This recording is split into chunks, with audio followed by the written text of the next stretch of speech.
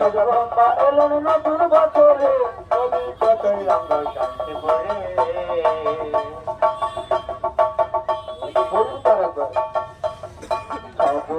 ব্রহ্মা এলেন নতুন বছরে বলি কতই রঙ্গ শান্তি পড়ে কৃষ্ণ মাতা বুদ্ধ পূর্ণিমা ওরা আসছেন এবারে